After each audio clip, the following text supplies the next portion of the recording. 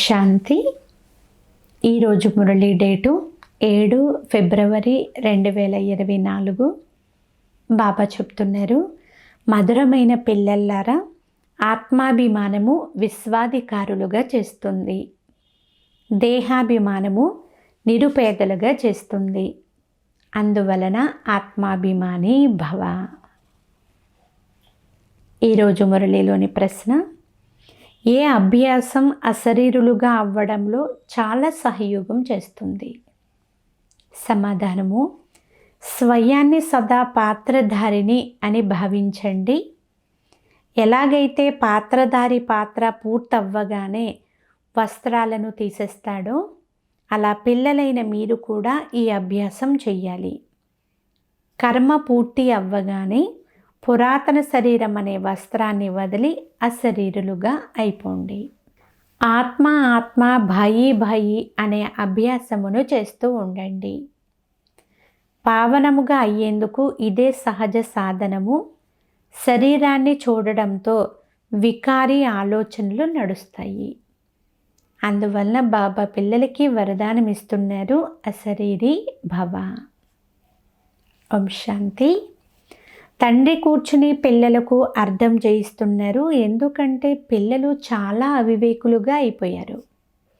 5000 సంవత్సరాల క్రితం కూడా మీకు అర్థం చేయించాను. అంతేకాకుండా దైవీ కర్మలు కూడా నేర్పించాను. మీరు దేవీ దేవత ధర్మములోకి వచ్చారు. తర్వాత డ్రామా ప్లాన్ అనుసారముగా పునర్జన్మలు తీసుకుంటూ కళలు తగ్గిపోతూ ఇక్కడ ప్రాక్టికల్గా పూర్తిగా కళారహితముగా అయిపోయారు. ఎందుకంటే ఇది తమో ప్రధాన రావణ రాజ్యము. ఈ రావణ రాజ్యం కూడా మొదట సతో ప్రధానముగా ఉండేది, తర్వాత సతో రజో తమోగా అయ్యింది. ఇప్పుడైతే పూర్తి తమో ప్రధానముగా అయిపోయింది. ఇప్పుడు దీని అంతిమ సమయము. రావణ రాజ్యమును అసురీ రాజ్యము అని అంటారు. రావణుణ్ణి తగలబెట్టే ఫ్యాషన్ అయితే భారతదేశంలో ఉంది. రామరాజ్యము మరియు రావణ రాజ్యం అని కూడా భారతవాసీలే అంటారు. రామరాజ్యము సత్యయుగంలో ఉంటుంది, రావణ రాజ్యము అంటే ఇది కలియుగంలో ఉంటుంది. ఇది బాగా అర్థం చేసుకోవలసిన విషయము. బాబాకు ఆశ్చర్యం కలుగుతుంది. ఎంతో మంచి పిల్లలు పూర్తిగా అర్థం చేసుకోని కారణంగా తమ అదృష్టానికి తామే అడ్డుగీత గీసుకుంటూ ఉంటారు. రావణుని అవగుణాలు అంటుకుంటాయి. దైవీ గుణాలను కూడా స్వయమే వర్ణన చేస్తారు. మీరే ఆ దేవతలుగా ఉండేవారు అని తండ్రి అర్థం చేయించారు. మీరే 84 జన్మలు అనుభవించారు. మీరు ఎందుకు తమో ప్రధానముగా అయ్యారో మీకు వ్యత్యాసం తెలియచేయడం జరిగింది. ఇదంతా రావణ రాజ్యము. రావణుడు అందరికంటే గొప్ప శత్రువు. అతనే భారతదేశాన్ని ఇంత నిరుపేదగా, ఇంత తమో ప్రధానముగా చేసేసాడు. రామరాజ్యంలో ఇంతమంది మనుషులు ఉండరు. అక్కడైతే ఒకే ధర్మం ఉంటుంది. ఇక్కడ అందరిలోనూ భూతాలు ప్రవేశించి ఉన్నాయి. క్రోధము, లోభము, మోహములు భూతాలు కదా. మనము అవినాశి, ఈ శరీరం వినాశి. ఈ విషయాన్ని మర్చిపోతారు. అందుచేతనే ఆత్మాభిమానులుగా అవ్వరు. చాలా దేహాభిమానులుగా ఉన్నారు. దేహాభిమానానికి, దేహీ అభిమానికి రాత్రికి పగలుకున్నంత వ్యత్యాసం అయితే ఉంది. ఆత్మాభిమాని దేవీ దేవతలు పూర్తి విశ్వాధిపతులుగా అవుతారు.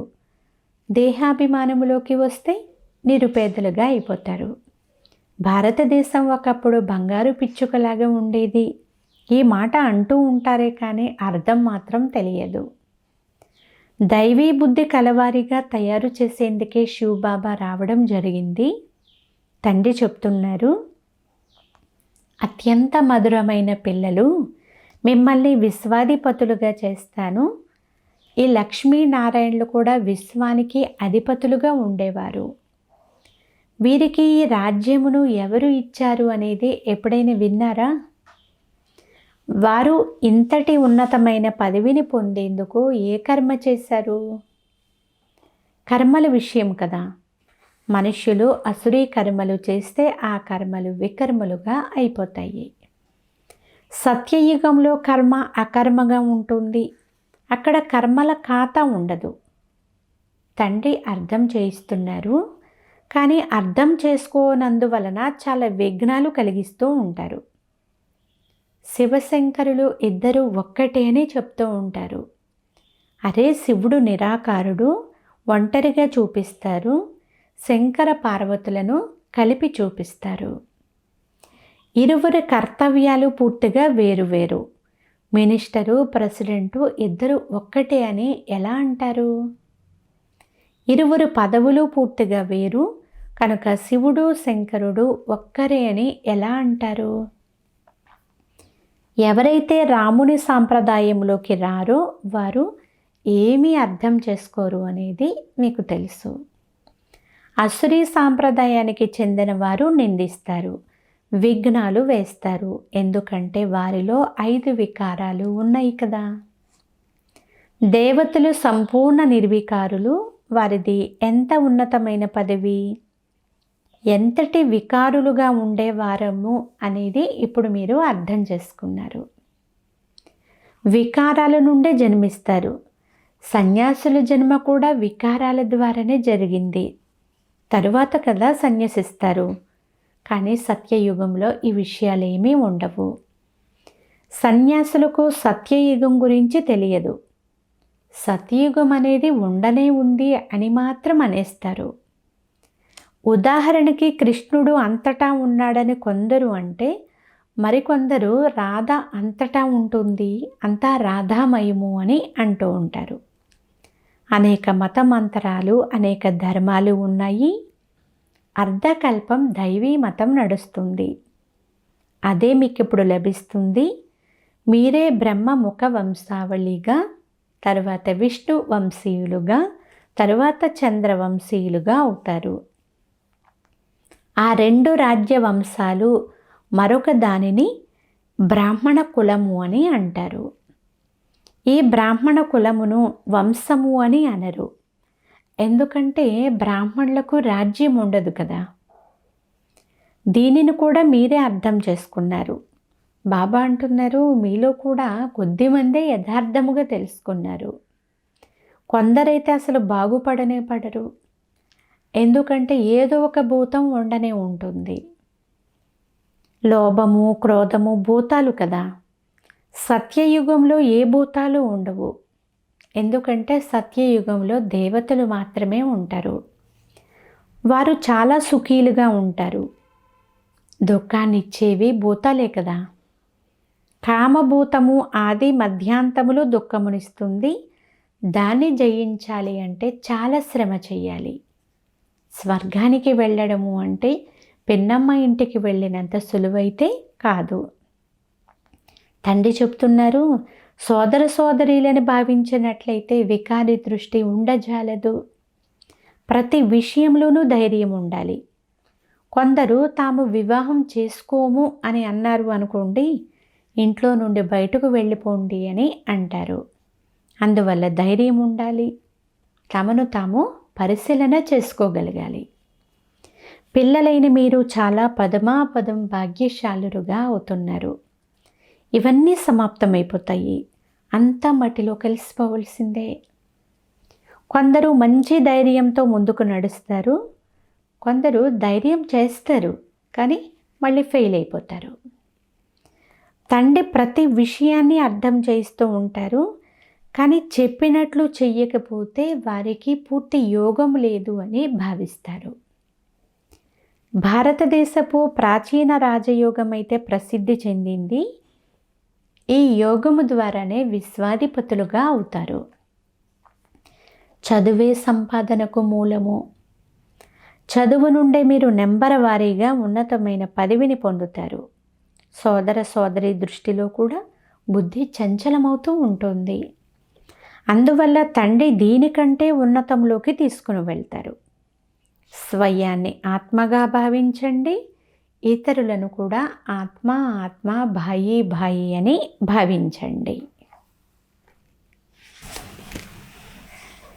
మనమంతా సోదరులం కదా. అప్పుడు ఇక మరో దృష్టి వెళ్ళనే వెళ్ళదు. శరీరాన్ని చూస్తేనే వికారీ దృష్టి కూడా వస్తుంది.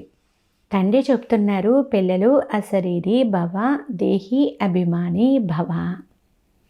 స్వయాన్ని ఆత్మాని భావించండి. ఆత్మ అవినాశి, శరీరము ద్వారానే పాత్రను అభినయిస్తుంది. మళ్ళీ శరీరము నుండి వేరు కావలసిందే. ఆ పాత్రదారుల పాత్రను పూర్తి చేసి వస్త్రాలను మార్చుకుంటారు. మీరు కూడా ఇప్పుడు పురాతన వస్త్రమును వదిలి నూతన వస్త్రమును ధరించాలి. ఈ సమయంలోనే ఆత్మ కూడా తమో ప్రధానము, శరీరం కూడా తమో ప్రధానముగా ఉన్నాయి. తమో ప్రధాన ఆత్మ ముక్తిలోకి వెళ్ళలేదు, పవిత్రమైనప్పుడే వెళ్ళగలుగుతుంది. అపవిత్ర ఆత్మ తిరిగి వెళ్ళలేదు. ఫలానా వారు బ్రహ్మంలో లీనమయ్యారు అని అసత్యం చెప్తారు. అలా ఒక్కరు కూడా తిరిగి వెళ్ళలేరు. అక్కడ ఎలాగైతే వంశవృక్షము తయారై ఉందో అది అలాగే ఉంటుంది. దీని గురించి బ్రాహ్మణాత్మలైన మీకు తెలుసు. భగవద్గీతలో బ్రాహ్మణుల పేరును కొంచెం కూడా చూపించలేదు. ప్రజాపిత బ్రహ్మ తనువులో ప్రవేశిస్తాను అని అర్థం చేయించాను కనుక తప్పకుండా నేను అడాప్ట్ అంటే దత్తత తీసుకోవలసి ఉంటుంది. ఆ బ్రాహ్మణులు వికారులు, మీరు నిర్వికారులు. నిర్వికారులుగా అవ్వడంలో చాలా కష్టాలను సహించవలసి ఉంటుంది.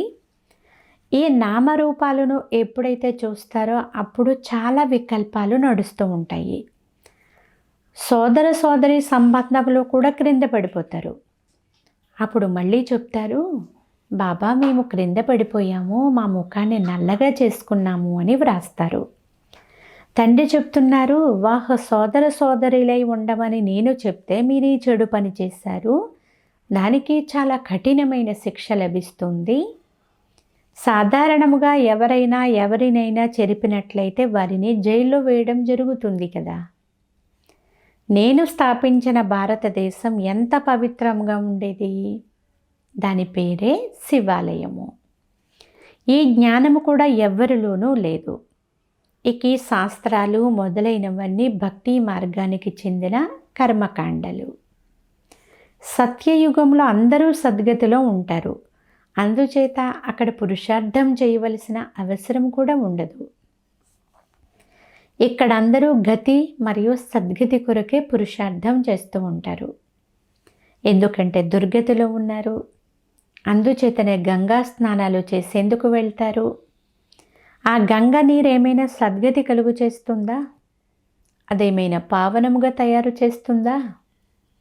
కొంచెం కూడా తెలియదు. మీలో కూడా నెంబర్ వారీగా ఉన్నారు. మీలోనే ఎవరైనా స్వయమే తెలుసుకోలేదు అంటే మరి ఇతరులకు ఏం తెలియచేస్తారు? అందువల్లనే బాబా వారిని పంపించరు. బాబా మీరు వచ్చినట్లయితే మీ శ్రీమతం అనుసారంగా నడుచుకుని దేవతలుగా అవుతాము అని పాటలు కూడా పాడుతూ ఉంటారు. దేవతలు సత్య త్రేతాయుగాల్లో ఉంటారు. ఇక అన్నిటికంటే ఎక్కువగా కామ వికారాల్లో చిక్కుకొని ఉన్నారు. అసలు కామ వికారం లేకుండా ఉండలేరు. ఈ వికారాలు మాతాపితల వారసత్వం వలె ఉన్నాయి ఈ కలియుగంలో. ఇక్కడ మీకు రాముని వారసత్వం లభిస్తుంది, పవిత్రత వారసత్వంగా లభిస్తుంది. కనుక అక్కడ వికారాల యొక్క మాటే లేదు. భక్తులు కృష్ణుణ్ణి భగవంతుడు అంటారు. మీరు అతన్ని 84 జన్మలలో చూపిస్తారు. అరే భగవంతుడైతే నిరాకారుడు, వారి పేరు శివుడు. తండ్రి ఎంత బాగా అర్థం చేయిస్తారు. వారికి జాలి కూడా కలుగుతుంది. ఎందుకంటే దయాహృదయులు కదా. ఇతను ఎంత మంచి వివేకవంతుడైన బిడ్డ, ప్రభావం కూడా మంచిగా ఉంది. ఎవరిలో జ్ఞానయోగాల శక్తి ఉంటుందో వారు బాగా ఆకర్షిస్తారు. బాగా చదువుకున్న వారికి మంచి సత్కారం కూడా లభిస్తుంది. చదువుకోని వారికి సత్కారం లభించజాలదు. ఈ సమయంలో అందరూ అసురీ సాంప్రదాయంలో ఉన్నారు అనేది మీకు తెలుసు, కానీ ఈ విషయాన్ని అందరూ అర్థం చేసుకోలేకపోతున్నారు. శివశంకరులకు గల వ్యత్యాసమైతే పూర్తి స్పష్టంగా ఉంది. వారు మూలవతనంలో, వీరు సూక్ష్మవతనంలో ఉన్నారు. అందరూ ఒకే విధంగా ఎలా ఉంటారు? ఇదంతా తమో ప్రధానమైన ప్రపంచము. రావణుడు శత్రువు. అసురీ సాంప్రదాయానికి చెందినవాడు ఇతరులను తన సమానంగా చేస్తాడు. ఇప్పుడు తండ్రి మిమ్మల్ని తన సమానంగా దైవీ సాంప్రదాయం వారిగా తయారు చేస్తున్నారు. అక్కడ రావణుడు ఉండడు. అర్ధకల్పం అతన్ని తగలబెడతారు. రామరాజ్యం అనేది సత్యయుగంలో ఉంటుంది. గాంధీజీ కూడా రామరాజ్యమును కోరుకునేవారు. కానీ అతడు రామరాజ్యమును ఎలా స్థాపన చేయగలడు? అతడు ఆత్మాభిమానిగా అయ్యే ఏ శిక్షణ ఇచ్చేవాడు కాదు. తండ్రియే ఈ సంగమ యుగంలో ఆత్మాభిమానులుగా అవ్వండి అని చెప్తున్నారు. ఇది ఉత్తములుగా అయ్యే యుగము. తండ్రి ఎంత ప్రేమతో అర్థం చేయిస్తున్నారు. గడియ గడియ ఎంతో ప్రేమగా తండ్రిని స్మృతి చెయ్యాలి. బాబా, మీది అద్భుతం. మేము ఎంత రాతి బుద్ధి కలవారిగా ఉండేవారము. బాబా, మీరు మమ్మల్ని ఎంత ఉన్నతంగా తయారు చేస్తున్నారు. మీ మతానుసారం తప్ప మేము ఇంకెవ్వరి మతమును అనుసరించము. బ్రహ్మకుమారీలు దైవీ మతం అనుసారముగా నడుస్తున్నారు అని చివరిలో అందరూ అనుకుంటారు.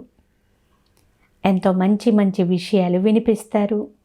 ఆది, మధ్య, అంత్యముల యొక్క పరిచయాన్ని ఇస్తారు. బాబా ఇప్పుడు మన యొక్క స్వభావాన్ని పరివర్తన చేస్తున్నారు. అచ్చా, మధురాతి మధురమైన అపరూపమైన పిల్లలకు మాతాపిత బాబ్దాదాల ప్రియ స్మృతులు మరియు గుడ్ మార్నింగ్. ఆత్మిక పిల్లలకు ఆత్మిక తండ్రి నమస్తే. ఆత్మీయ తండ్రికి ఆత్మీయ పిల్లల యొక్క ప్రియ స్మృతులు, గుడ్ మార్నింగ్ మరియు నమస్తే నమస్తే నమస్తే. ధారణ కొరకు ముఖ్య సారము. ఫస్ట్ పాయింట్, దృష్టిని శుద్ధంగా పవిత్రముగా చేసుకోవాలి అంటే ఎవ్వరి నామరూపాలను చూడకుండా అశరీరులుగా అయ్యే అభ్యాసం చేస్తూ ఉండాలి. స్వయాన్ని ఆత్మగా భావించి సోదరాత్మలతో మాట్లాడాలి. సెకండ్ పాయింట్, సర్వుల సత్కారాన్ని ప్రాప్తి చేసుకోవాలి అంటే జ్ఞానయోగాల శక్తిని ధారణ చెయ్యాలి. దైవీ గుణాలతో సంపన్నముగా అవ్వాలి. గుణాలను సరిదిద్దే సేవ చెయ్యాలి. ఈరోజు వరదానము, జబ్బు కాన్సెస్కు బదులుగా సంతోషంగా లెక్కాచారాన్ని చుక్తా చేసుకునే సోల్ కాన్సెస్ భవ. సారాంశము, శరీరాలైతే అందరివి ఇప్పుడు పాతబడిపోయినవి. ప్రతి ఒక్కరికి చిన్నదో పెద్దదో ఏదో ఒక వ్యాధి ఉండనే ఉంది. కానీ శరీరం యొక్క ప్రభావం మనసుపైకి వస్తే డబల్ వ్యాధిగా అయి వ్యాధి యొక్క కాన్షియస్గా అయిపోతారు. అందువలన మనస్సులో కూడా ఎప్పుడు వ్యాధి గురించి చింతనైతే నడవకూడదు. అప్పుడు సోల్ కాన్షియస్ అని అంటారు. వ్యాధి వచ్చింది అని ఎప్పుడు కూడా భయపడకండి. కొద్దిగా ఔషధం అనే ఫ్రూట్ను తిని దానికి వీడ్కోలునివ్వండి. సంతోషంగా మీ లెక్కాచారాలను చుక్తా చేసుకోండి, అంటే సమాప్తం చేసుకోండి. స్లోగన్, ప్రతి గుణము ప్రతి శక్తిని అనుభవం చేయడము అంటే అనుభవీమూర్తిగా అవ్వడము. అచ్చ, ఓం శాంతి.